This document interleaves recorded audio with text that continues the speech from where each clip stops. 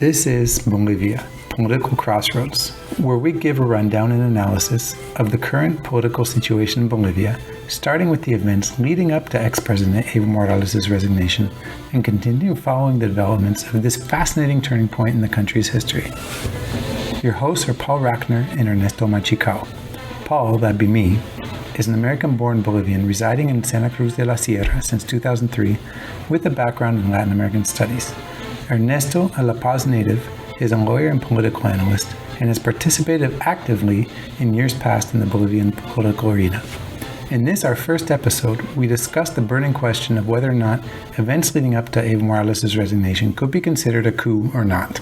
It's definitely complicated. As such, and with this being our first time doing a podcast together, in English nonetheless, we went on much longer than intended. Our goal was to wrap things up within 45 minutes, and we did almost double that. At the same time, there were some snags in the recording, and although I have zero previous experience with audio editing, I think I did at least an okay job at fixing it up a bit. So with that being said, Ernesto and I sincerely appreciate your interest in our podcast, and we hope that despite this first ever, perhaps being a little rough around the edges, you decide to stick with us and keep coming back. And now, our conversation on the surprise ending to Evo Morales' presidency. All right, thanks for tuning in.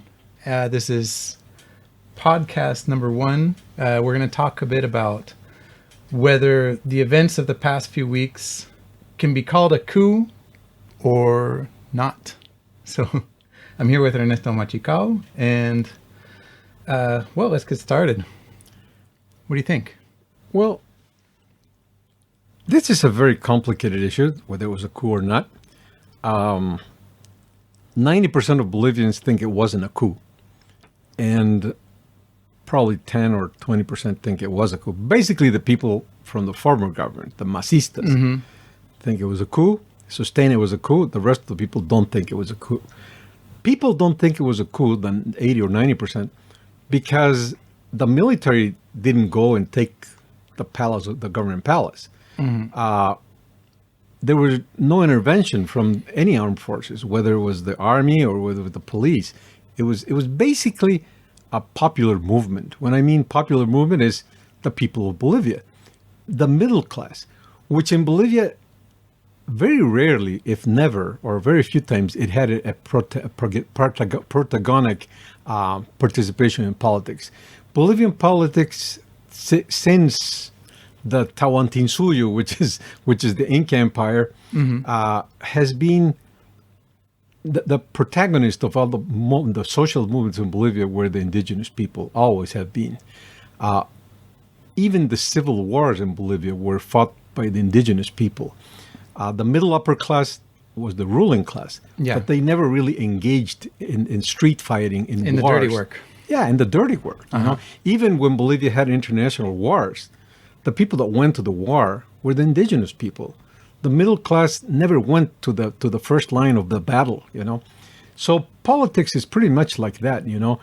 In Sanchez de Lozada downfall, which was in 2003, the middle class did take a role in that. There's no question about that. And that's probably when Goni, the president then, felt that he had nothing to do in Bolivia. When the middle class left him, he had nothing worth to support himself. Got it. And I think that this time, again, the middle class is the revolutionary class in this moment, you know. It's more like the bourgeois revolution, you know. The middle upper classes started this whole movement and decided to take him away because there was no earthly force that could take Evo Morales from the palace of government. He had taken the judiciary, he had taken the legislative, he had taken the executive power, he had taken the electoral power. You know, all the people in the electoral power were his people. So it was impossible to win an election in Bolivia. It was impossible to win a suit. If you have a lawsuit in Bolivia, a political lawsuit, it was impossible to win it because all the judges, from the lower judges up to the Supreme Court, to the tribunal, the judicial tribunal in Bolivia, were in the hands of Evo Morales. Yeah. So there was no way to beat him.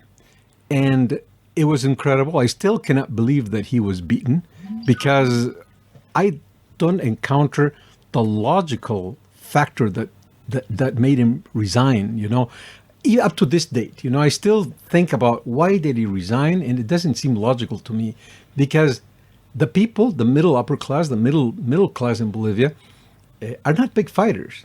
If you look at the Aymaras or the Quechuas in the cities fighting, they're very violent. They can really take with sticks or stones. They can really damage somebody or damage an institution. But the middle classes were very peaceful. This was a peaceful revolution. Peaceful revolution. Yeah, They keep calling it. And they forced him to resign. Don't ask me how they made it, because I still don't have a logical explanation. But they made it. It was possible for him. I don't know what you think. I'm going to continue my argumentation after that. I think it's about momentum, at least from a standpoint here in Santa Cruz. Well, first of all, it sure helps that I think if we look at voting population in Santa Cruz, it's where he's least popular, pretty much. I think in Chuquisaca was, and again, I'm basing this on election results that at this point are very questionable. But if there was a place where Evo was did not have the broad support out of all the departments in Bolivia, it's definitely in Santa Cruz. And then at the same time, and we were just talking about before we started recording, is that Santa Cruz is the economic engine for the country. Politically, not so important. But I mean, we've got 2 million people living here, which is almost a fourth of the population. 40% of the GDP comes out of Santa Cruz, basically, and we carry a lot of weight in that sense. And so, at least here, when things got, I remember very clearly the day after the election, going to the Expo Cruz, which was where they had the electoral authority was doing the vote count, right? And people were gathering there, and there were people talking, saying, "No, this is when I think, what do they call that? The straw that broke the camel's back was when they turned off the quick count, right, for almost 24 hours, and that's when it really started. Because I've said this, when I post on Facebook and stuff, that in talking to people, Bolivians, and sorry to generalize here, but are very good at waiting for the last minute to do things, and that's definitely what happened here, because we saw the signs of what should have been a big deal from since the referendum in 2016, where Evo lost, and based on that, he had no business whatsoever running for a fourth term, and he did so anyway. And so you'd think that in 2016 this would have been a bigger deal than it was. Should have been, but people just kind of let it go. And initially said he was going to respect it, right? And so it was about a year and a half, maybe later, where he started saying, "Oh no, the people want me to run again," and and then he started finding his way and looking for different tricks to play to run. And in any case, it was an illegitimate, illegal candidacy. So I'm kind of rambling a bit here, but going back to it as a people's movement, I mean, from the day after the election, people just started gathering. I think at the Expo Cruz.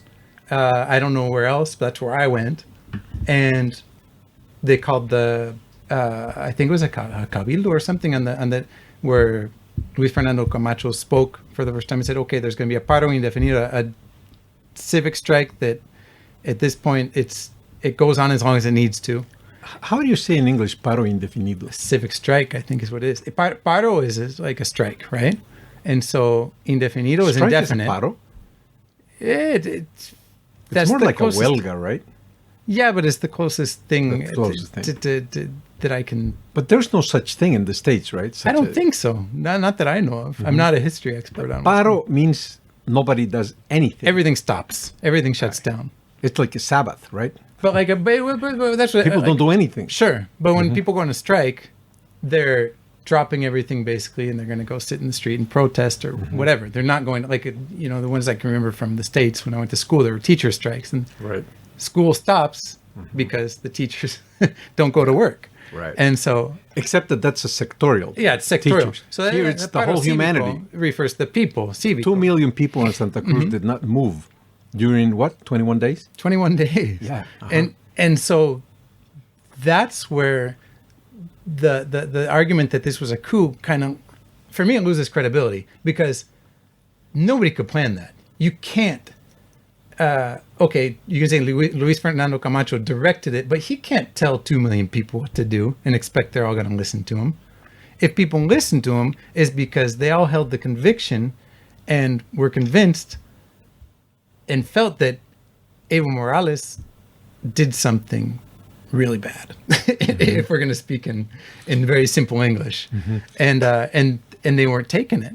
And at first, it started with, "Oh no, there has to be a runoff, a segunda vuelta, right?"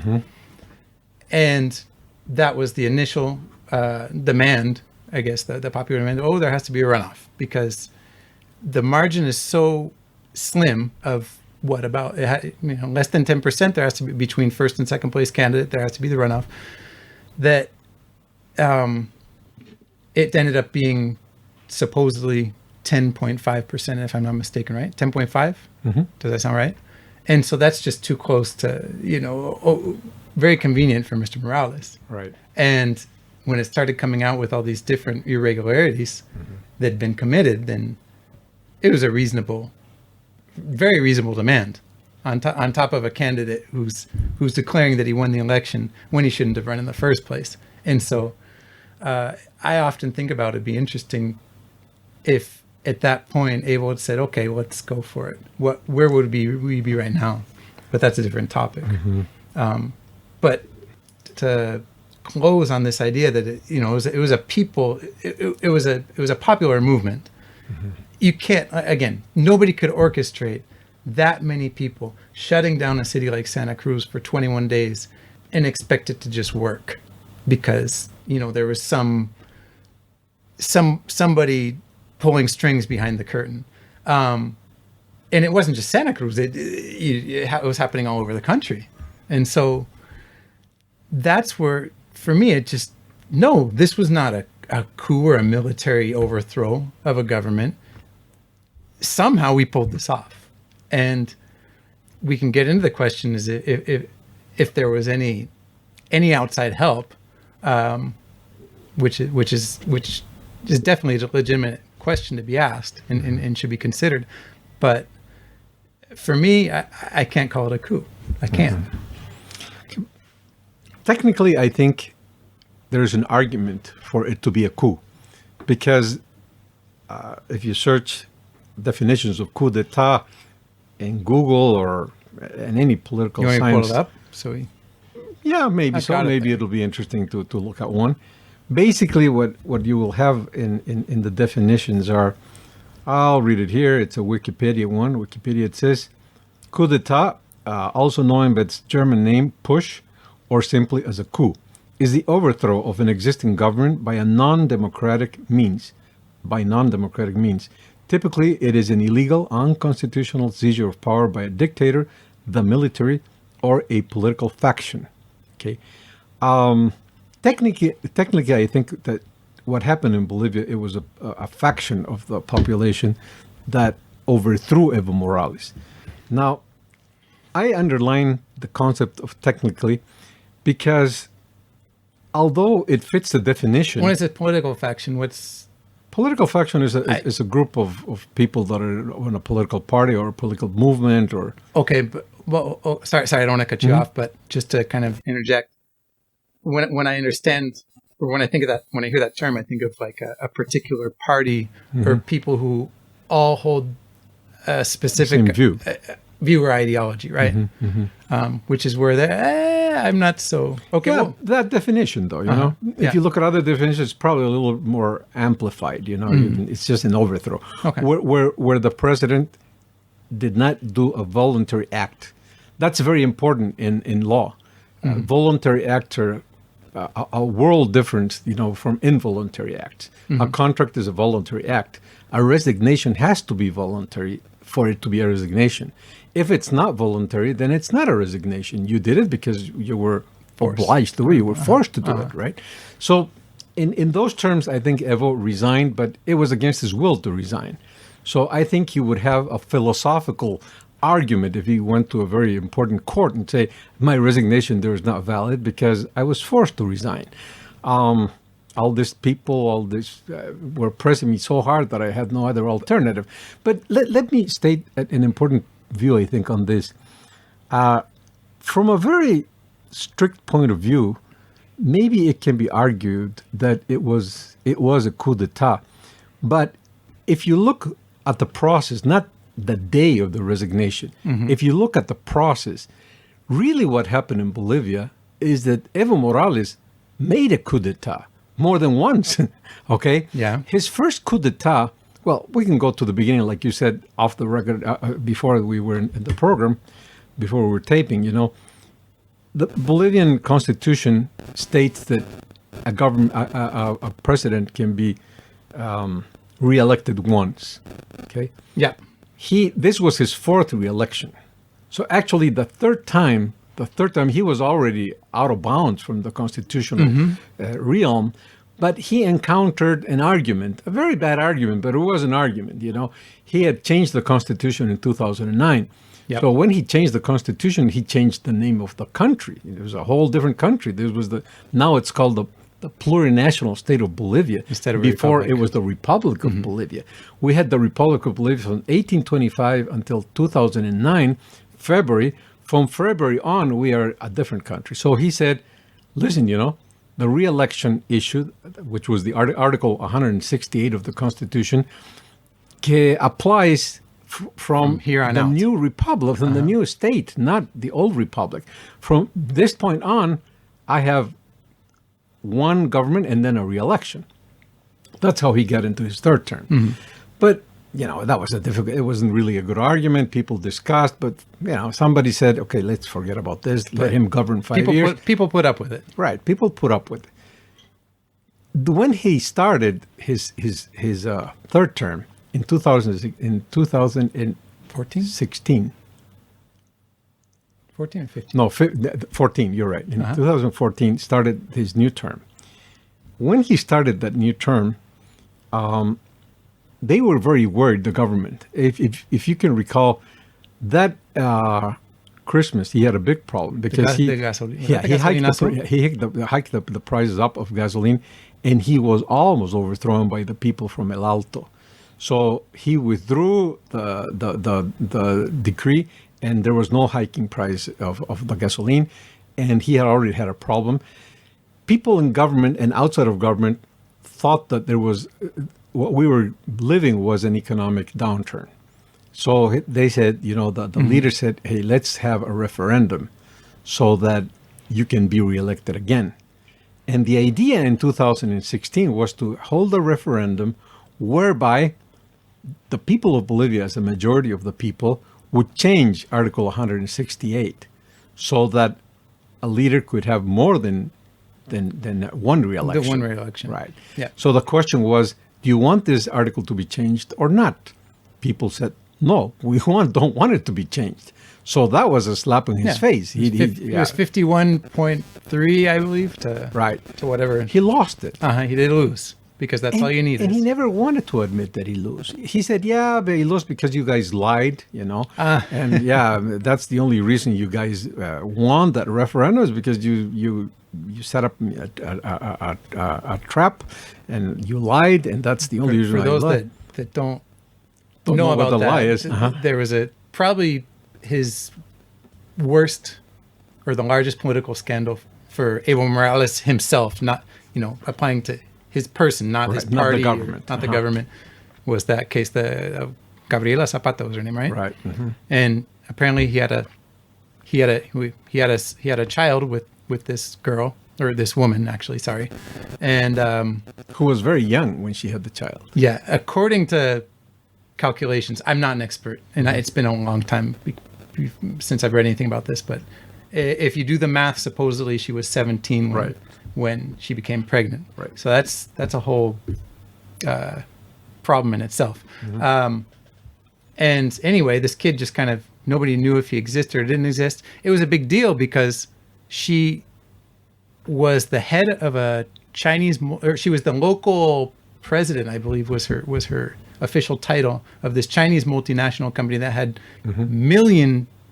hundreds of $1 million contracts with the Bolivian government, and she doesn't even have any kind of professional degree. I think she's just a high school graduate. And so how does one get in that position when, well, anyway. What was the lie? Yeah. And the lie was the existence of the kid. Right. Right? She was saying the kid was still alive or wasn't alive. Was it a lie or not? Do I think? What do you think? I'd have to go back and look at this. She was saying the kid was alive, correct? But the kid supposedly, I guess in closing, supposedly the kid died in infancy when he was a small baby, like 3 months old or something like that. Is that correct? Is that's the way it... Don't ask me, because I think the kid exists still today. Okay. I'll give you my you told me you told me this. I don't know if you want to say it on oh no, I will. Yeah, on record. Go ahead. The idea was that, like you said, the kid was born. I have no doubt that the kid exists up to this date. Why? Because I know people. I went to the American school in La Paz when I was a child, a youngster, and I still have friends from the American school. Sure. One of my friends has a relative that teaches there, and this teacher had told my friend that the kid was there in the school. He was a student at the school. All of a sudden, he disappeared up to this date. Yes, that was not a lie. The guy existed. That's a hard secret to keep. It's a hard secret to keep. Yeah. But apparently you can do it, you know. Here's something important to point out. And at first you took me by surprise saying you would talk about this, because I wonder if you would have had the same answer if Evo Morales was still president right now. Probably not.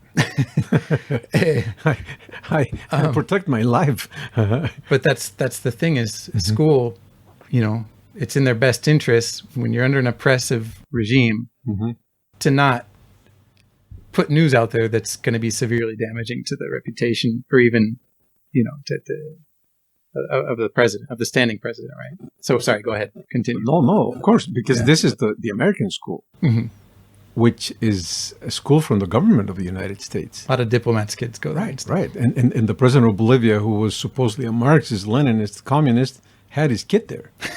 Sure. It happens, you know. So apparently that's what happened. This teacher, I think, was telling the truth. Nobody ever spoke about this anymore after that because everybody was scared. And nobody showed the kid.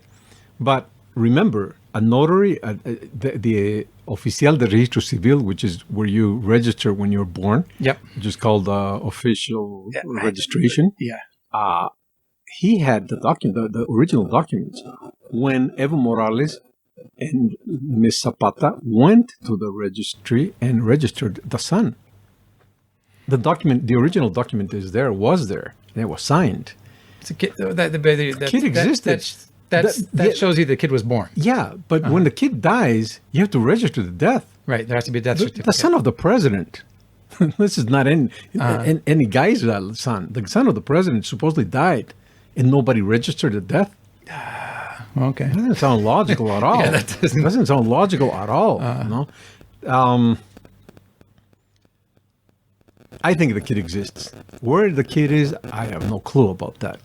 But don't forget that Evo Morales and the whole team have relations in Cuba, have relations in Venezuela, have relations in Russia, have relations in China. The kid could be in any of these countries. Yeah, in any of these countries.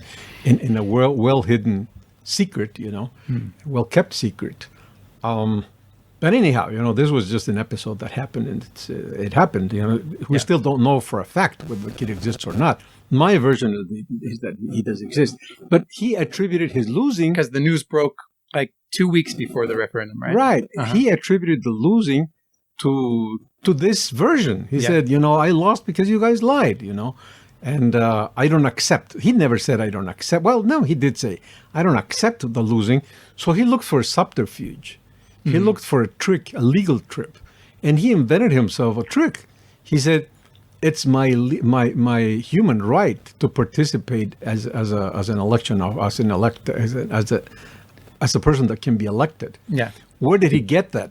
Article 23 of Andean The human Pacto San rights, Jose. Pacto San Jose, says that in our people have the right to participate in government, but either as a voter or as an elected official. You know, from that he extracts the legal right, the legal fundamental right to be a candidate as many times as he would like. You know, so his lawyers wrote a memo and sent a memo to the Constitutional Tribunal in Bolivia. And just basically the Supreme Court. The Supreme Court of Bolivia reviewed that and said, "Oh, that's right. You know, he has the legal right to do this," and they approved his participation in the next election. And I believe that was a coup d'état carried out by him. That was a coup d'état carried out by him. He did something illegal in order to keep himself in power. So the people there's a philosopher, I think it was a Spanish philosopher. Don't remember even I think it was the 19th or the 18th century. This Spanish philosopher held that when you have a dictator, you know, it is legal to overthrow him.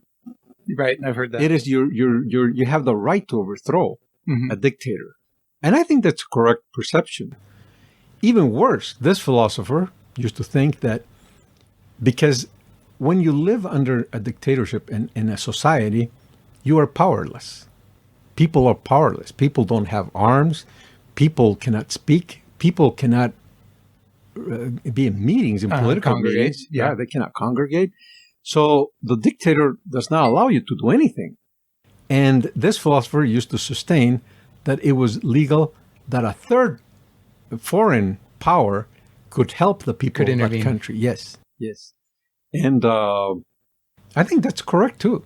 You know, if a third party comes in and fights for the sovereignty of the people, it's correct because there's a dictator legit. There that doesn't. Somebody has to do something about it. Right. Cuba is the example. You know, how can you have the people of Cuba overthrow Fidel Castro or his brother or whoever is from the Communist Party? It's impossible. They control the whole country so good, you know, that people cannot do anything about it. So if a foreign power comes in and intervenes in favor of the people, that Spanish philosopher of the 19th century sustained that was a legal maneuver, that was a legal action, political action. Yeah, it was justified. And I think that's correct. But see, that's the point. I think that he's the one that held the coup d'etat. And the people reacted against that coup d'etat. And they have a sublimation, and they reacted and they overthrew him with another coup d'etat. But it was a valid coup d'etat because they were defending themselves. And after the coup d'etat, we are not supporting a military guy in government. The actual president, the lady, Janet is not a president that is going to stay there forever, or not even for a year. They just approved the law whereby she's going to stay in power for a couple of months. And it's important to point out that she's the one who is in line. The line of succession, I think, is what's called constitutionally. There's nothing inconstitutional about her ending up being president if we're just following the line of Evo resigns. He takes his vice president with him, who also presented a resignation letter. By the way, both of them, this is kind of interesting, is they gave a verbal resignation, recorded. They didn't do it on live TV. That was interesting to find out after the fact. So if they're in exile or political exile right now in Mexico. Why bother to write the letter if they're crying from Mexico that they were overthrown and this and that? That's, for me, that's kind of strange. I guess that's a kind of a different subject. But it lends the fact that they actually wrote a letter either themselves or had somebody write it for them. I suspect, at least in Evo Morales' case, that somebody wrote that letter for him. But it's got a signature on it. And why wasn't the verbal resignation enough? If he if he's trying so hard to come back, because he is, he really wants to. That's again. But going back to the line of succession, and Janine Áñez, who's president now, we went through. Morales resigned, Garcia Linera, the vice president, resigned. there was Adriana Salvatierra, the president of the Senate, and there was, who's the other guy? Borda. Right. His name's He resigned. Victor. Victor. Yes, Victor. that's So, correct. who was going to foresee that, these, oh, by the way, Borda and Salvatierra are also Masistas. They're from the Mas party. So if we're going to call this a coup, why did they resign? If the people wanted Evo Morales out of office, then Garcia, most people, I think, wouldn't be okay with Garcia Linera taking office. But then you've got Borda and Salvatierra, and they voluntarily gave their resignations. Nobody was screaming Salvatierra and Borda. No, most people probably didn't even know who Borda was. Salvatierra was a more public figure, I think, than Borda, at least in the media. Definitely. But nobody was screaming bloody murder for either of these two people to resign. But they did anyway. And so all of this lends to the case that this wasn't a coup. That's the way I see it. Okay. I think that Evo Morales sent, to your first issue, why did he send a written letter? That was very important for him because the Constitution says that Congress, in this case, the Asamblea, which is the Asamblea Nacional Plurinacional, the Asamblea Legislativa, which is the Legislative National Assembly, has to either accept or reject the resignation. Right. And that's got to be written. So Evo was thinking that since he had 2/3 of the vote in the Asamblea, his resignation would never be accepted. So then, even though he resigned, since the people in Congress were not going to accept it, he would have to come back. That's my theory. But what they never thought about, or I don't know why they didn't think of it, it's also very clearly stated in the Constitution, is that when a president leaves for an indefinite period of time, and when he goes to Mexico, he goes with asylum. As a dignity. Okay. He's an asylee.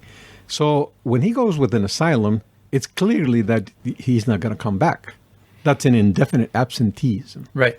The Constitution says that if a president leaves indefinitely, then that's it. You don't need to read his resignation, accept it or not. He just left indefinitely. And then you follow the legal succession. I think any international trip a Bolivian president takes, there's a law that it has to be approved by I think Congress. It has to be approved by Congress for him to act officially outside of Bolivia's borders, right? Unless the trip is shorter than 10 days. Right, yeah, I knew. But it has to be an official trip. He was not in an official trip. He was running away. Yeah. He sought asylum. He was accepted. His asylum application was accepted by Mexico. So definitely that was a definite. He wasn't going to come back. So Congress went and said, or Janine Áñez read and said, well, I'm the next in line. I'm the president of the Senate because the real president resigned, which is Salvatierra. So who was second in line was Janine Áñez. And you'd have to think that I don't even think she foresaw this. Because people say, oh, there's the extreme right and blah, blah, blah. From what I gather, Janine Áñez is pretty far right on the political spectrum. Sure. But the day Morales resigned, if people really saw the events leading up to this and foresaw that he was going to resign on pretty short notice, you'd think she would have already been in La Paz already. I remember she was in Trinidad. Oh, no, she was in her hometown. And she couldn't get to La Paz because there were no commercial flights, domestic flights, and couldn't get there over by land because everything's shut down and the roads are blocked. I think it was she had to take a military flight, or was it a commercial flight? I'm not quite sure of that. I think it was a military flight. And then... Oh, yeah, it couldn't have been a commercial flight. Yeah. That's correct. So, I mean, she was... I don't think there were commercial flights under those circumstances. If this was a,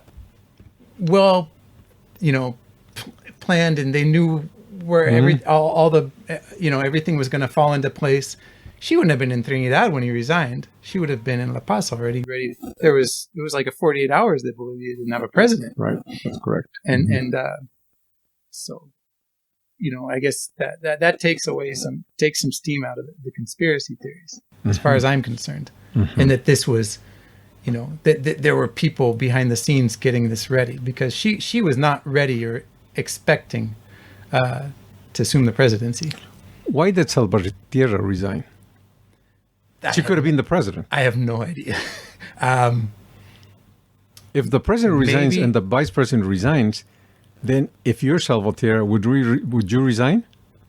I can't. And actually, remember the facts. She resigned on TV, but there was no letter of resignation until 2 or 3 days after the verbal resignation. And it's important to say that she resigned her position, for people who aren't as informed, that she resigned her position as president of the Senate, not her Senate seat. Right. That's correct. Why? My inkling, if we're going to speculate, or if you're asking me to... Sure. Is that she, if I had to guess, she'd planned on leaving, on fleeing the country. And then for whatever reason, didn't. I haven't sat down to think about it. I have asked myself the question, but I haven't taken any serious time to analyze it. Yeah, I think that's an interesting question. More than important, I think that's an interesting question. I'll give you my perception of this whole idea under the Bolivian way of doing politics. I think that when Evo resigned, he instructed all the people that resigned to do it, to follow suit. Okay. Leaders in this country and in many Latin American countries tend to be caudillos, right? Caudillo, I don't know how you say that in English. I don't think there's a word in English for this. Yeah, but it's an unquestionable leader, usually not very democratic, because he's like a god. Is like somebody a figurehead or something. Figurehead, but very important for you. Not just the president, right? Yeah. Just an unsubstitutable leader. He is the beginning and the end. He is heaven and earth and hell. He's everything. That's what a caudillo is. Caudillos are not replaceable. That's probably the closest to all things. Caudillos are not. That's why they're caudillos. Fidel Castro was a caudillo. Nobody took office after he was knocked out from his physical abilities. Caudillos are irreplaceable. And I think that in Bolivia, there were a few caudillos in its history. Definitely, Evo Morales was a caudillo. And I think he perceived himself as a caudillo. Sure, unquestionably. Undoubtedly, I think he even believed himself that because he was an indigenous man, he had sort of there was a will of the heaven in order for him to be the liberator of the indigenous people in Bolivia, and at least at the beginning. At least at the beginning. And I think throughout the whole time, he still holds that, I think so. And caudillos don't want a second caudillo to be born after them. Okay. And, I don't think that he liked the idea of this young lady, because she's barely 30. Beautiful, very smart. A person that could be a leader in Bolivia. I don't think he liked the idea. I don't think Evo Morales wanted her to be the president. I think he instructed, and she resigned on the TV. But look at this, she took like 24 or 40 hours to present her. She didn't want to present that. I think she was pretty much forced to do it. That's my speculative. So you think there's a little bit of speculating? Sorry, there's a little bit of resentment on her part. Probably so, but which is strange, because at least up until now, she seems to be loyal, his most loyal ally throughout this whole ordeal. Because that's still in country. But because when you have a caudillo system, you can't fight against the caudillo. It's very difficult to fight the caudillo. Whenever there are caudillos and there are guys that go against the caudillo, they end up losing the game, because you can't beat a caudillo. So this girl, who is a political scientist. She's a very smart girl. She knows that. She knows that it's impossible to fight against him. So she has no other choice. She's just loyal because that's what she has to do. That's the political right. The political right thing to do is to just continue being very faithful, quote unquote, to a president, although the president wasn't faithful to her, because her future in politics is within the movimiento social, within the mass. She's not going to form another political party and be the leader of the party. She probably thinks, rightly so, that doesn't have the political muscle to do that. So her destiny in politics is within the mass, not outside the mass. And if you want to play politics within the mass, you have to be faithful to Evo Morales. Sure. That's my feeling about the reason that she resigned finally, And caudillos are like that. Well, I'm speaking because I'm a member of a political party that was very important in Bolivia, which is the MNR. The MNR had a caudillo for decades, which is Victor Paz Estensoro. Victor Paz Estensoro never wanted a replacement. Never. Absolutely. Until he died, he never wanted. He wanted to die, and he wanted the MNR to die with him. Okay. It didn't happen, but that was his will. I'm pretty certain of that. That's another program. Ghani was after him, but that was against his will. Absolutely against the will of Victor Paz Estensoro. How long? When did he pass, Victor Paz Estensoro? Good question, but probably at the beginning of the 90s, 90 or 89 or 90, something like that. Okay. But no, it was against his will. Ghani became the leader of the MNR because he was too rich, and Victor Paz couldn't do anything about that. Right. He had the money, and he was a very able politician. He got the sympathies of the majority of Bolivians at that time because he had an American accent. He was a very strange Bolivian, and strange people always tend to get the interest of people, Yeah. And as I said, he was a very smart guy. So against the will of Paz Estensoro, he became the leader of the MNR. But that's another subject. We may speak about this another time because I have a lot to say about that, and it would take a lot of the time for us now. Now we're talking about Evo, and I think he's a big caudillo, and I think he doesn't want anybody to be there substituting him. He is the leader of the party. He will be the leader of the party until he dies. And I don't know. He has a problem now because he's going to face an election in 4 months, and his party is going to have a candidate. And I can just imagine that the candidate is not going to be a very good candidate. Well, that's been the problem all along, too. Sure. But even if there are good candidates in that party, I don't think Evo will want one of those candidates. I think he will want a second-rate candidate to be the candidate of the mass in order for that candidate not to win, to get enough votes in parliament so that he will be defended in case of whatever happens. Any trials against him, because trials will have to be approved by the legislature since he was the president. But I think all he needs is the political clout in order to defend himself in future lawsuits. But other than that, no, I don't think he wants another president of the mass. That's not him. Forget it. That's not within his plans. That's an interesting take. I don't know if it's, even though it's a very Bolivian take. But I don't know if it's only Bolivian. But you think that's in his best interest? Oh, yeah. I mean, because objectively, not... Objectively, because if there's a girl or a guy that takes over and he's a very big leader in Bolivia, then nobody will miss Evo Morales. He wants to be missed. He wants to be the eternal leader of the indigenous people of this country. I think it's too late for him. But No, I don't think so.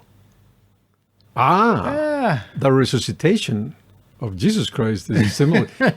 He is too much of a leader. Jesus wasn't a bad... I'm sorry, I don't want to get... Evo was... I'm going to say, Jesus wasn't a bad guy. There was no dirt on him. At least, I'm not an expert on... I'm not by no means a religious dirt expert. Has nothing to do in politics. Lula, look at him. No, that's a bad example. Look at Kirchner in Argentina. If there was somebody that had a bad track in corruption, there are big leads that she even killed one of the fiscales in Argentina. That she ordered killing of this guy. She was just reelected. As a vice president, oh, yeah, but she's the power. Come on. The only reason that she had somebody above him is because that was better, and because some political experts told her that it's better for this guy to run as the president candidate. But she was behind that. And she's the power behind the throne. There's no doubt about that. But I just think you look at what's happened. Okay, Agnes has been in office for a month? 13 days. Evo resigned on the 10th, I believe it was. That's right, yeah. And she took office the 12th, correct? So today's the 20th. Yeah, the elections were on the 20th of October. No, we're in the 25th of November. Yeah, but what I refer to is that Evo's been out of office for about 2 weeks, right? Yeah, correct. And a little more than 2 weeks. And what blows my mind is that I'm not surprised, but what in 2 weeks with everything Agnes has on her plate, she's got to calm things down in Bolivia, because there's, with the I don't even call them protests, the pro Evo riots, basically, where they're burning and breaking everything in sight. And she has to figure out how to, call elections, right? Those are her two priorities. Right. So there can be relatively little effort and time designated to going after the Mas party, or the corrupt politicians, or former politicians, or former government officials that were Masistas. But in 12 days, all of the scandals that are surfacing and all of this, I mean, you just imagine what's going to happen when you get after the elections, and you get a president who's going to be in office for at least 5 years and has a little more time to get things organized and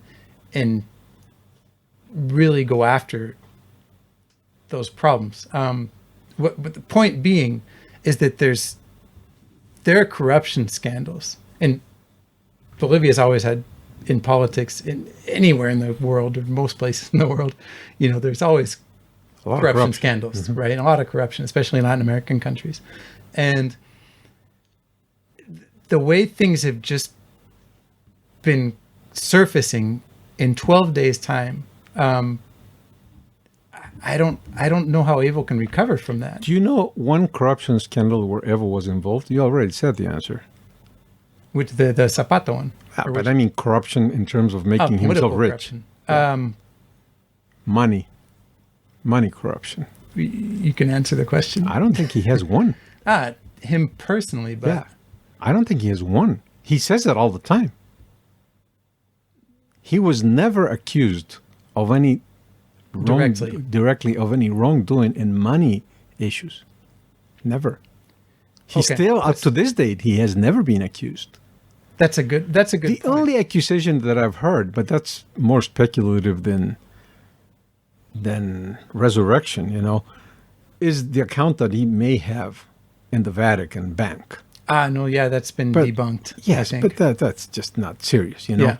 But other than that, you never had a more serious allegation against him from money corruption. But that's also look at the fact that he's had everybody in power under his thumb the whole time he's been in office. If there's anything that could, now you're going to have fiscales, or what do you call those, prosecutors, and people that don't have to answer to him. How did the Zapata issue came about? When they had something against him, they threw it in his face. Although it was an authoritarian regime, people still did it, because they had something. Once somebody learned about the probable kid of Evo Morales, somebody grabbed it and put it out in the air, which was Carlos Valverde. He did that, and then the whole political spectrum was full of that argument, and people did fight with that banner in hand, But in 14 years, there was no economic corruption banner whatsoever against him, and there still isn't one until today. He's been out of power for the 2 weeks that you mentioned. What about, just to give you one example, or the only example that I can think of that directly it's not economic corruption, but it's the conversation with this Yucra, the cocalero from, where he says, he's telling him basically how to do a blockade on the highways and cut off transportation. And but that's not economic, food right? supply. No, it's not. That's a strategy to fight. But it's a criminal act, correct? Yeah, no question. So it doesn't necessarily have to be. I mean, just lots of nasty things are coming out. Oh yeah, the Dwyer kid, the Dwyer family, they're going to sue them. There's no question. Yeah. There's no question about that. But I'm talking about corruption, stealing, money let's scandals. say. Yeah. Okay. Money, Yeah. It's hard to sustain that theory. That's a good point. Yeah. No, the reason I mentioned it is because my feeling is that he's going to have a comeback in Bolivia. Different than the first one, but a comeback. I think he's powerful. Don't forget that he had 46% of the vote. Maybe he cheated. How much? Yeah, but how much can he cheat? Yeah. 10%? 36%? You like that? That's still a lot. It's still a lot. That's still a lot. I'll give it to you. Well, I guess we'll find out because I'm pretty sure in the next elections, whoever the Mas candidate is going to take all the votes he would have taken. I can imagine. Oh, no, but it's always different. Evo as candidate and not Evo as candidate. It can't be the same. But the party loyalty, they'd vote for whoever. For whoever. But Evo will take votes from non-party people too. Okay. I think so. He would. Okay, then it's always. fair. I think it's always going to be more. The MAS is still an important party in Bolivia. It represents the left, and it's united. It represents the indigenous people, and it's united. The right is totally dispersed. Yeah. What do you think? I don't think there's the question that the MAS is going to have less than 20%. I don't think that will happen. No, I don't either. 20% is very strong. Now we're speculating, but I'm putting it at about 30 for this election. Oh, that's great. For who? For everybody in Bolivia. All presidents in the past, since democracy came back, had very rarely reached 30%. Only two of them reached 30%. In 1981, Siles was president with 36% of the vote. And in 1993, Goni was president with 37% of the vote. All the rest of the time, the presidents were in the 20s. Wow. Yeah. Because I've heard Evo talk about that, but I wasn't sure how. Yeah, no, that's correct. Okay. The vote was dispersed. There are too many political parties, and the system just throws the winner as a 25%, 24%, and then they reach agreements in parliament, so they get a majority. Right. That's what Evo was always against, because he used to have, for first time he had 54% of the vote. The second election, he had 64% of the vote, So he got 2/3 of Congress. Although he didn't have 2/3 of the popular vote, he did get 2/3 of Congress. You know how he did that, right? That's a trick. That's a typical Evo's trick. No, honestly, no. Gerrymandering, you're aware of that. Yeah. Okay, in the States, well, that's an American system thing. Gerrymandering is done in Bolivia, but in a very tricky way. Evo did gerrymandering in a tricky way. He had organized the circunscripciones, which is a circumscription, the voting regions, Okay, yeah. in such a way that when they elect one deputy, one member of the Chamber of Deputies per circumscription, they had more circumscriptions than, let's put it this way, every member of the lower chamber has to represent the same number of people. Okay. That's the theory. In practice, it doesn't happen that way. Because when he became president, he said, I'm the president of the indigenous people. And the indigenous people are in the rural areas. The rural areas are not well represented. So he transferred a lot of the members of the Chamber of Deputies to the rural areas. Oh, okay. They have more deputies than the average Bolivian circumscription. That's why he has 64% of the vote, and he has more than 67% of the Chamber of Deputies.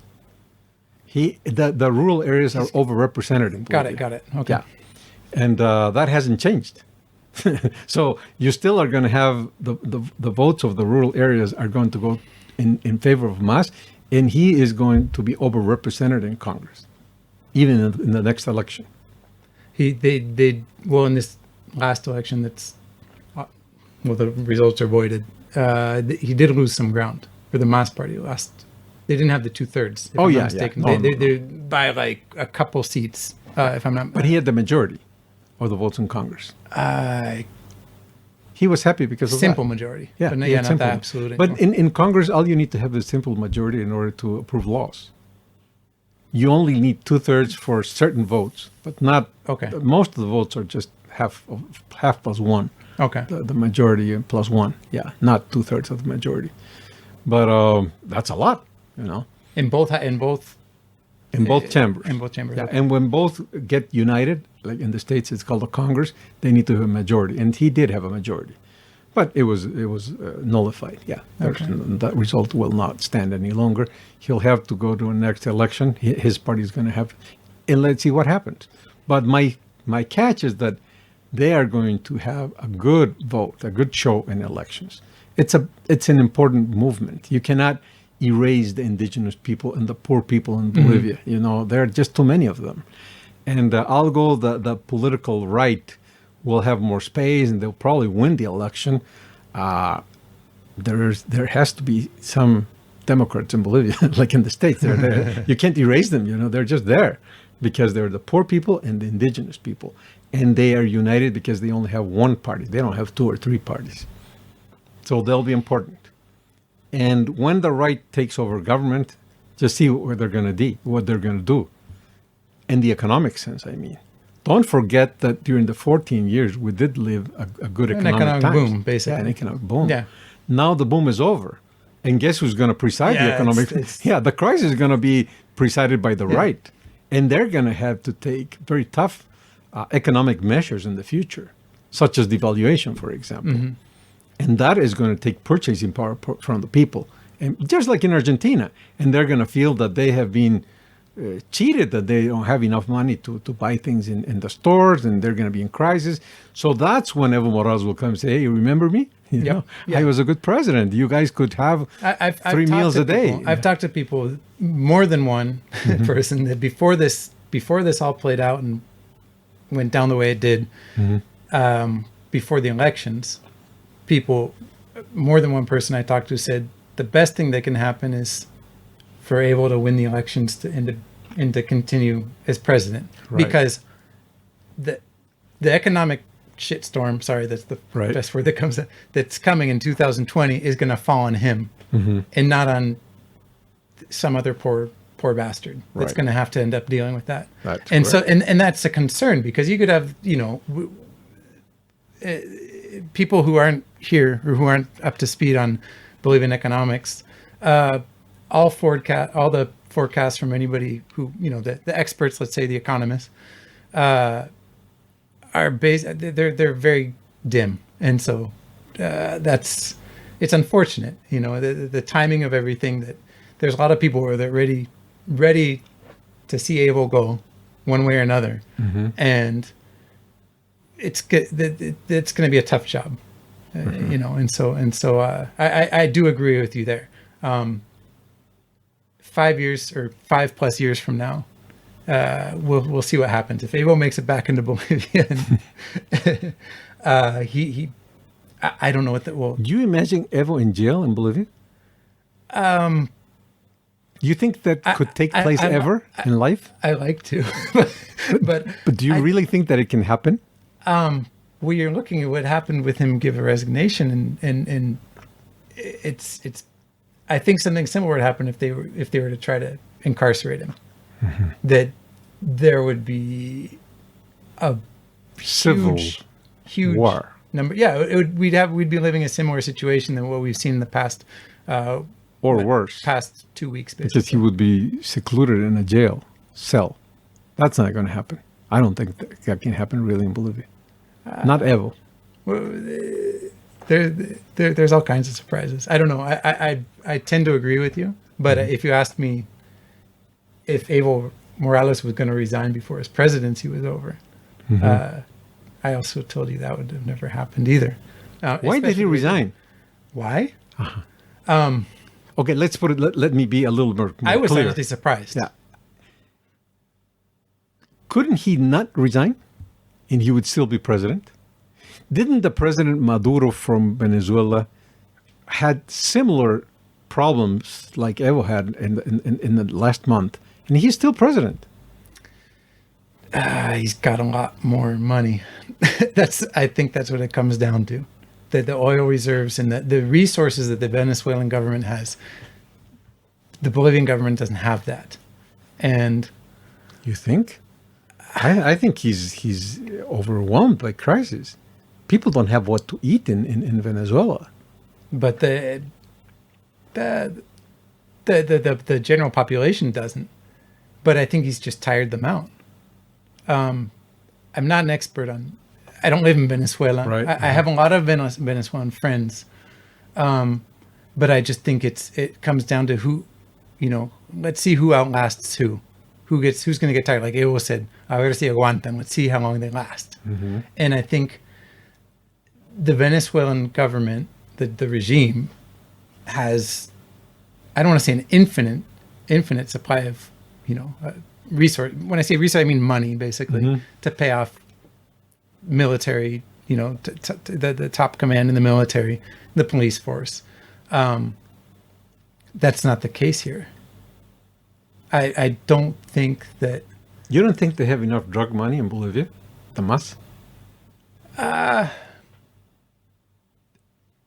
guy he spoke on. But one thing is drug money, and one thing is. But both are money. Yes, but again, you've also said it. Evo has not been involved in any economic or corruption scandals, and he also hasn't been. But everybody around him, especially people from the Chapari, very close people to him, have even suits lost in drug suits. The guy he spoke from Mexico on the phone, he's wanted for drug trafficking. He's wanted. I think he had a. He went to jail for a year. He went for jail, yeah, because he had a cocaine lab in his house. He had a sentence. He has a judge's sentence against him. So, come on, if he's a drug trafficker, how much money could he have? I mean, that Yucra guy. We're not speaking about $100,000, right? No, but Yucra has to have much more money. Okay. We're getting into something else here. Yeah, I know that. In terms of the drug trade, my understanding, and it could be different now because I actually studied this quite a bit when I was in university. You've got Bolivia, Peru, and Colombia, right?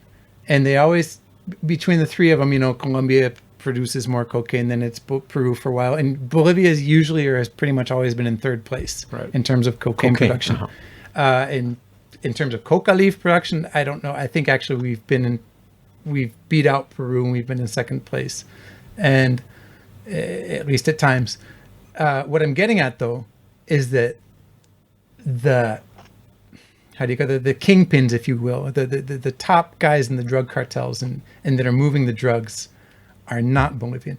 Yes, there are Bolivian drug traffickers that are making a lot of money, but they're answering to somebody else, whether it's somebody in Colombia or in Mexico. Okay.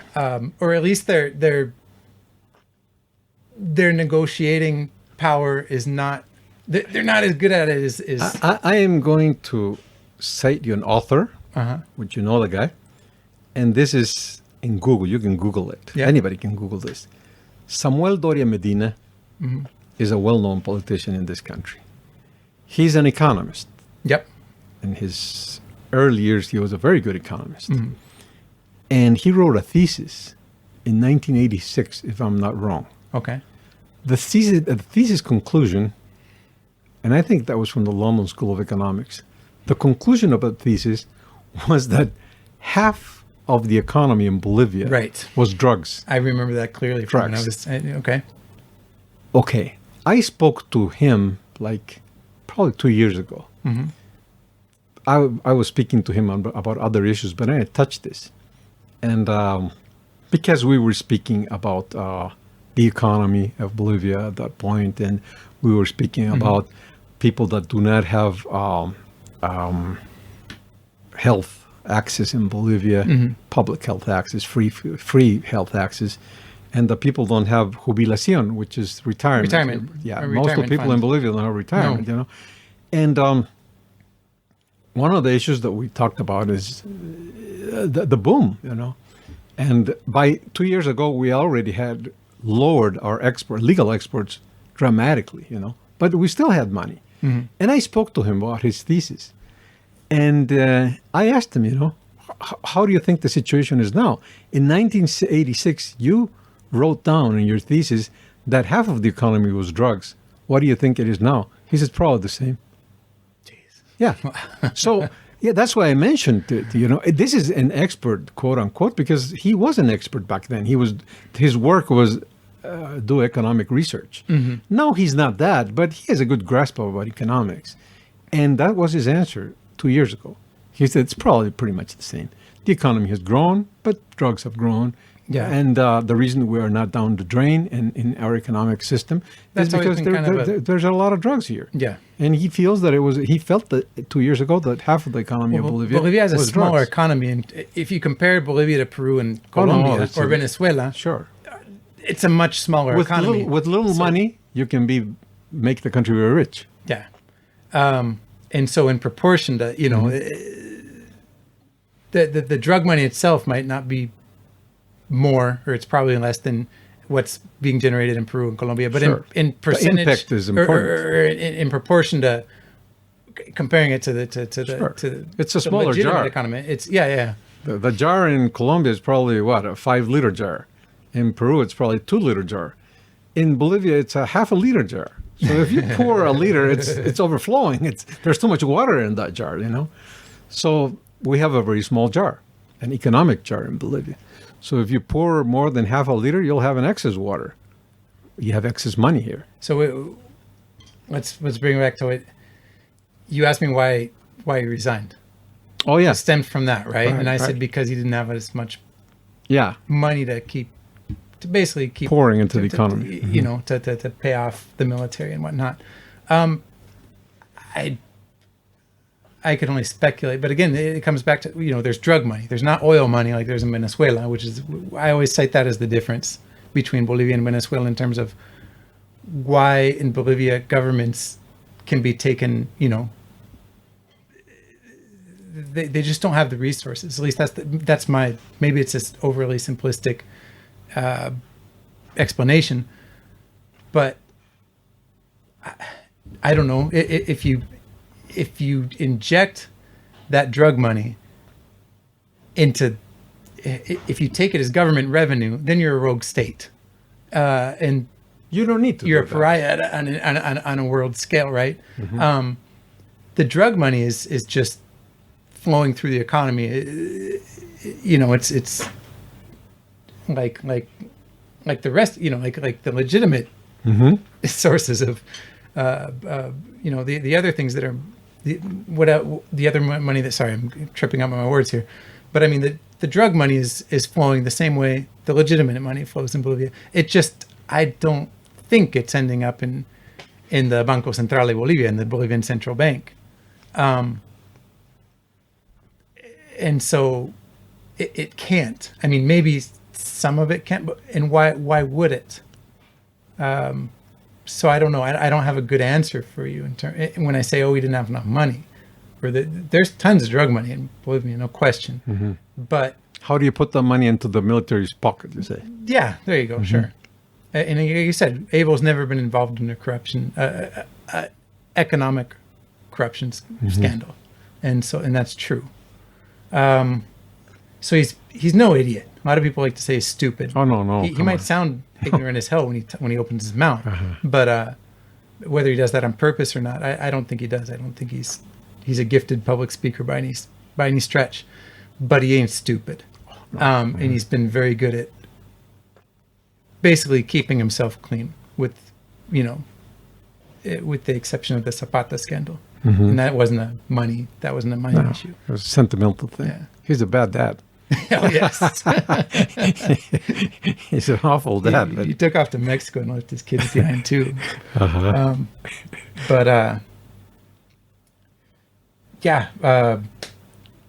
Going back to the original question of whether it's a coup or not, we've definitely branched off into. I think it was a coup technically, but I think it was a legal coup because he couped first. He was a president as a result of a coup. The people had to defend themselves. Okay. So I take there's the term autogolpe, right? Right. He did a coup, so why not? We had to defend ourselves from that coup. The people defended itself. 90%, 80% of people and they overthrew him, of course. But he was there illegally to begin with. It's like Hitler. If the Germans would have been able to overthrow him, that would have been a bad. Nobody would have said, "Hey, that's a coup." That was Hitler. Overthrow him. Finally, he was overthrown, right? What's that? Finally, Hitler was overthrown. I think he was. He killed himself. Sure. I mean, they were closing in on him. Yeah, but somebody pressed him to kill himself. The Allies. I guess I'd accept that it's a self-inflicted coup or an autogolpe. I don't know the best way to auto coup. I don't know how you translate that exactly. But why do you say it's an auto coup? Oh, because it was self-inflicted. The popular uprise in the protest never would have happened if he didn't make the really bad decisions that he made. Oh, but he didn't. I mean, he didn't like provoke that. What's that? He didn't provoke the uprising of the people. We're talking about Evo. Yeah, right. He didn't provoke that. Sure, he did. Well, I mean. Oh, okay. He provoked it because he had a first coup. Yeah, but he didn't willingly provoke that. No. No. In that way, it wasn't an auto coup. It was just a coup. People reacted to his abuse and his autocracy and his dictatorship and all that stuff. But I mean, I understand what you say. If you put it all together, it's for me. It would. I mean, I said self-defensive coup. It was a coup of self-defense. But yeah, it was a legitimate coup. I'd go with that. You'd go with that? I'd accept that. I don't like to say it was a coup because coup has a very negative intonation. So I guess, what do you call it? If you don't call it a coup, without coming back to because he didn't resign voluntarily. He was obliged. He was pushed. He was forced. He was pressed to resign. He's definitely in a situation where he couldn't govern anymore. That's for sure. I asked you this question when we spoke, a week or so ago, about Kaliman, the commander, right, of the armed forces, or the chief. What do you call him? The head of the armed forces in Bolivia, and everybody knows that Kaliman was towing the party line, which is he's not supposed to, of the MAS. And I thought, when I told you, I said, Kaliman was sending him. If you read between the lines, my take on it was when he suggested Evo resign, he was basically saying, you either resign or somebody's going to remove you. And you said, no, I think he was doing him a favor because they had a much closer relationship, or a more intimate, or maybe it was of convenience, whatever, than they should have, right? And so when you say he was forced to resign, I don't know. Again, I said the suggestion when you read between those, like, you either resign or somebody's going to remove you. But then you said, no, he was doing him a favor. That's it, or am I mistaken? Yeah, that's what I said at the time. I don't know if I still hold that, but it sounds like he needed to have the argument to resign, a final argument. And a good argument is the military were going to take over. They asked me to resign, or else they will take over in a coup. I don't want people killed. I don't want any more violence. I'll resign because the leader of the armed forces forced me to do it. And I think that was a combined effort by both of those persons. Okay. Yeah, that was my position then. I think it still could be true. But again, you go back to the legal part of it, and the Ley Orgánica de las Fuerzas Armadas. The I don't know how you translate that, but there was a basic law that the armed forces have to adhere to, right? There's an article that states that in events of I don't know if you call them uprising or social Unrest. unrest. Thank you. That the armed forces can, and I don't know if it says should, but have the legal right or ability to make suggestions. I don't read the exact phrasing, but that's basically what it says. They can make suggestions with the interests of restoring the peace, right? And so based on that argument, then they acted within the law. They didn't do, by suggesting a president resign when you're a military commander can be interpreted as an I want to say passive aggressive act, right? But if it's justifiable based, on the existing laws, then how can you call it, aggression by the military? I don't know if you can.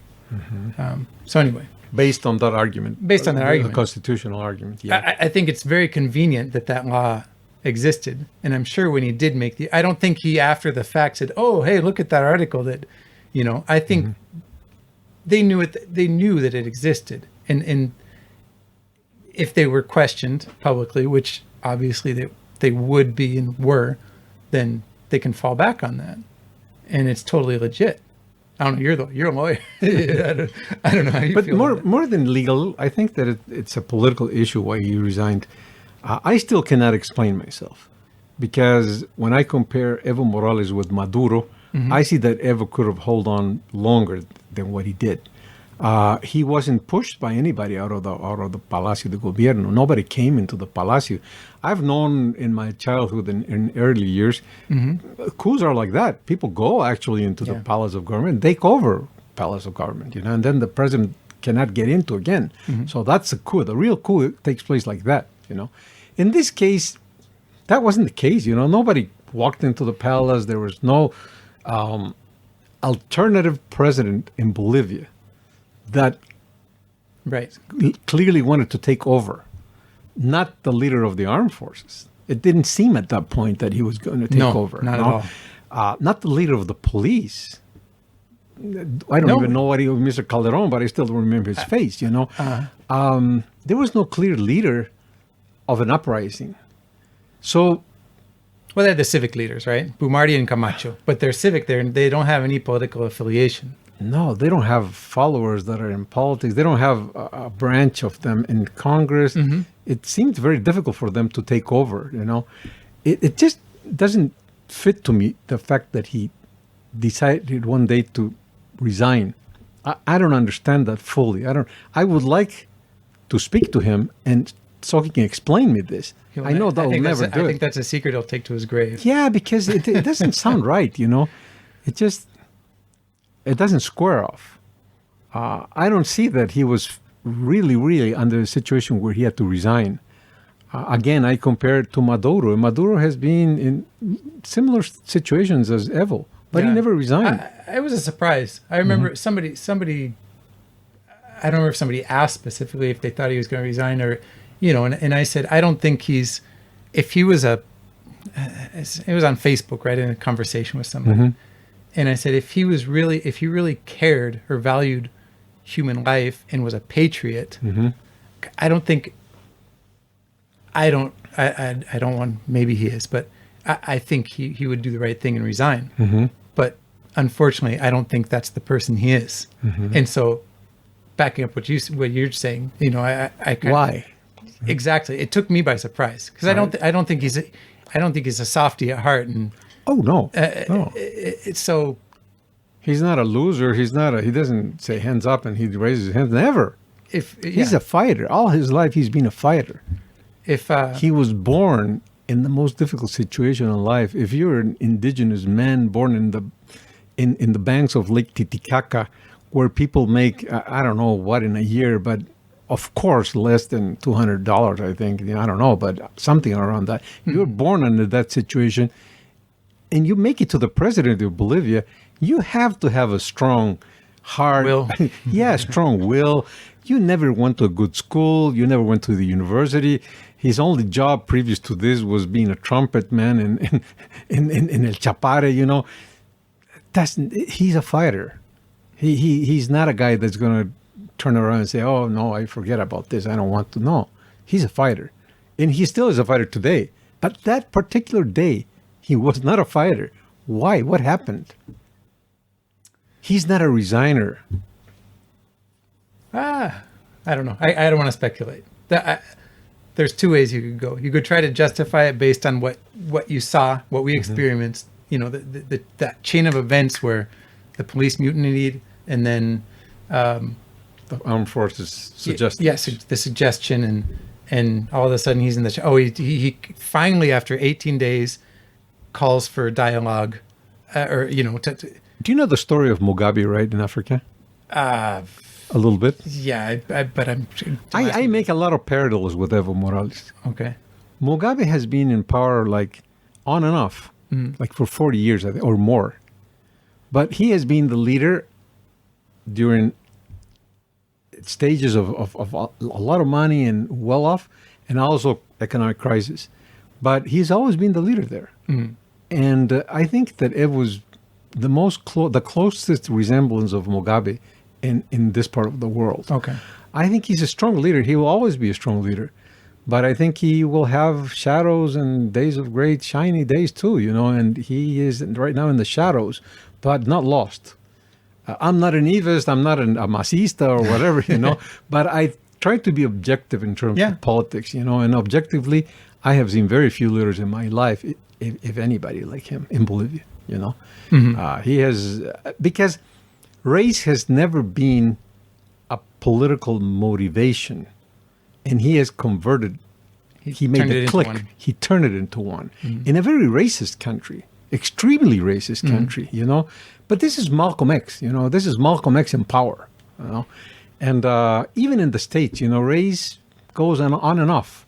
Once in a while, it comes to issue. The rest of the time, no, it's not an issue, But Malcolm X made it an issue, in the time of the 60s when Martin Luther King and all that. So you had the two versions of the situation, a radical that wanted to break everything and a pacifist. And a pacifist that just wanted to advance at a slow rate, But Evo Morales is Malcolm X, and he's an important guy. He will always be an important guy. Too much strength, too much energy, and people believe in him. Yeah, they're probably 20% right now or 25%.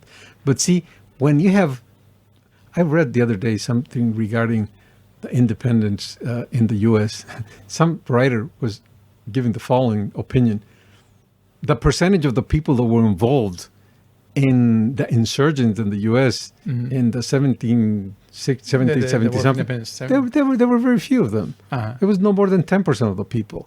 That's how history is made. It's made by 10% of the people, 15% of the people. The people, 90% don't make changes in the country. Most of the people are like us. We're just very passive, watching what happens, Yeah. And societies are usually guided by small minorities, that are very energetic and take things forward, And I think that right now in Bolivia, you have that. You have a small minority that can grow or shrink itself, depending on the moment, the political moment. But in general, you have this group of people that are very energetic, and they have a clear leader, and since they're motivated by racial issues, I don't want to say hatred necessarily, but hatred is part of it too. I had a friend that said hatred moves much more than love, and I don't know if that's true, but some people believe in that, Yeah. But surely the racial issues in this country motivate people, and they're unified as ever before. And he's the leader of that unification. I don't think he's going to lose political clout in Bolivia in the future. Do you just on maybe it's a good way to close. Maybe a question for next time. What if we were talking about Pumardi before we started recording? what if somebody like Marco Pumarti is the civic leader of Potosi and was one of the leaders in the whole opposition movement that ended up, taking us to where we are now with Evo in Mexico. What if somebody like him comes in? Or specifically, what if it's Pumarti? Now, politically, he doesn't have the experience or the trajectory, what do you call it? The curriculum, I guess you could say. The trajectory, that's the word, that Evo's got. But there's no comparison. No. But he's from humble beginnings, indigenous. Oh, he does speak an indigenous. He speaks Aymara, which Evo doesn't. Do you think that somebody, in the sense of what you're talking about, the whole race issue, in that the rural indigenous population identifies Evo as their one sole leader, do you think there's a possibility of somebody replacing him? I don't know if replacing him. I think that or an acceptable substitute. They can break the racial unification around Evo Morales can be broken in 2 or 3 parts, and it won't be united in the future. There will be the faction of Evo Morales and the faction of Pumarti. That's yet to be seen. We can speak about that next time. But he wouldn't be the only one. Victor Hugo Cárdenas is indigenous. Yep. He speaks more than one indigenous language. His profession is linguistics, He speaks English, he speaks German, whatever. He speaks many languages. And he speaks Quechua and he speaks Aymara. But in votage, he's very bad. Yeah. So it doesn't, it's 1%. Yeah. And before Victor Hugo and before Evo, there were Aymara people in politics. There were political candidates to the presidency ever since the 80s. But they never could gather the momentum of the Aymaras and the Quechuas. Evo could do that. That's what I'm saying. For some reason. If there's a time to get your foot in the door, it'd be now. That at least within the, if we're talking about the past couple of decades anyway. Right. Yeah. Alrighty. Want to leave it there for now? Yep. I think so. I think it was a good analysis, and I think we should stop here and continue next time with some other issues like the one you just brought up. What's coming for Bolivia in the future? Is this coming good one? Are the leaders of the insurrection the ones that should be leading the country? Naturally, that should happen because they were the leaders of the insurrection. Most Bolivians followed them. You'd made a comment about that. But if they go in an election, will they win the election? I'm not sure about that. I'm not totally sure about that. I think Carlos Mesa will still be an important factor in politics. He's got a pretty good chance. Because he's more mellow. He will Moderate. represent of the people that are more conservative in terms, not in the traditional way, right wing or left wing, more conservative in the way of doing politics. I think that the guys from the Comité Cívicos are a little bit too young, but not because they're young necessarily. They're not adequate. It's just their attitude is youngish. You're not young when you're 40, but you can have. If you go out and a rock star at 40, you're not seeing like Marcos Rubio, because he may be 40. I don't know his age, but he's a mature man for politics, But if somebody is just playing the guitar, no. And I think these guys do not have the background, the political background that will accompany them in an election. That's my feeling. I don't know, but let's see. And I think that Carlos Mesa, has that.